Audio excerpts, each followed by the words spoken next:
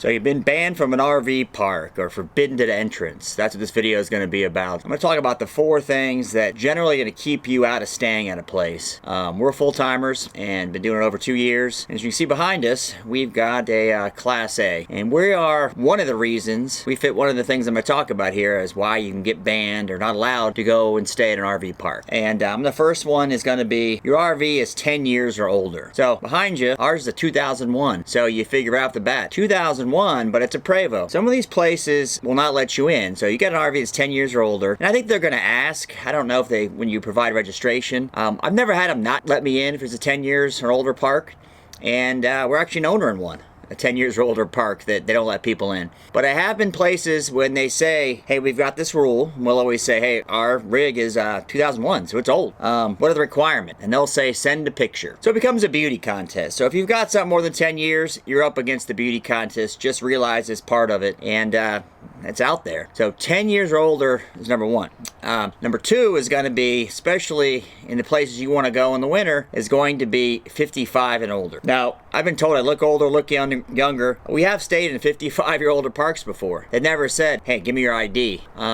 It was because we had to. It's not something I'm looking out, I'm getting there, but not quite there yet. So I haven't found it to be much of an issue. If you're rolling up with a family and you've got some kids, maybe they give you some grief about it. I don't know. Being from Florida, I understand they don't want a bunch of rowdy kids in their RV parks. I get it. But if you're not 55, there's plenty of places that are going to say, hey, you can't stay here. It's another obstacle you run up against in staying in RV parks. Hey, if you like the content you're watching, please consider subscribing, sharing definitely with friends. It helps the channel. And put some comments below. I'll put some links to some places where we've stayed. And there's a couple in Naples that are great. And some other places we've stayed I think are worth stopping by in your journey.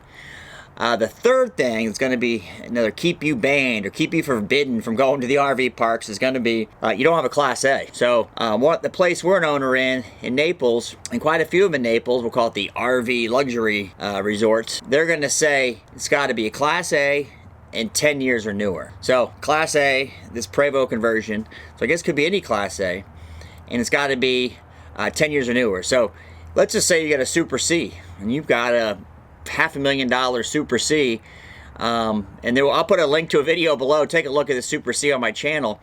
Unbelievable. One of the nicest rigs I've seen. I looked at some at the Tampa RV show this weekend. Just phenomenal rigs. But they say Class A resort only.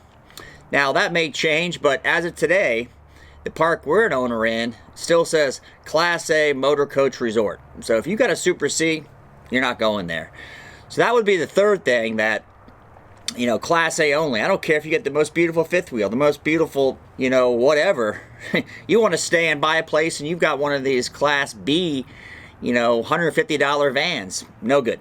That's the third thing to consider. And most of these things you're going to know before you go there. The fourth thing, and this one is really all over the place, is dogs. Someplace you look at their site, and I found this to be a lot better than when you look at a site. They'll say 1 dog allowed, or they'll say no dogs over 50 pounds. And also the big one now, a lot of places is no pit bulls. Again, what's a pit bull? I mean, is it a cross? Is it whatever? I haven't found them to be as much of an issue. I did find one park we went to. Now we've got, take a look at these pictures, but we've got an English Mastiff. He's 200 plus pounds. We got an English Bulldog. Both of them are over 50 pounds. The only thing I've had with dogs ever is going to be at a park in Florida, New York, right? So it's the city of Florida, New York. They wanted to see the rabies shots. Other than that, I've never had any problem with dogs in parks. Now, we're not taking them on long walks. I try to, if there's any kind of restrictions, like 1 dog, and I always tell them, it'll say 1 dog, we got 2. I'm not going to get into that. How big? And I say English Mastiff, big. And it'll say a little bigger than 50 pounds. And, I think that's more of a common sense guidance rule. I mean, they're looking for that. So I haven't the dog rule to be as hard and fast as the 55 and older, the 10 years, or the Class A only rule. So when you're going around places, obviously you're going to look at their site and see there is some flexibility, especially like in our example here behind us. We've got a Class A. It's definitely not 10 years or newer. I haven't found, beyond the beauty contest side of it, where they're going to say, send us a picture or a video. And there was one place we're going to stay, and they said that, and I thought, I'm going to pass. It just seemed like, I don't know why I didn't like it, but we chose not to go there because of that whole send us a picture and we'll let you know. And it's their right to do it, but it was my right to go somewhere else. So, like, again, if you like it, please subscribe, share, do all those things. And if you need any stuff from Amazon, use my link below. It doesn't cost anything and helps the channel. Thanks for watching.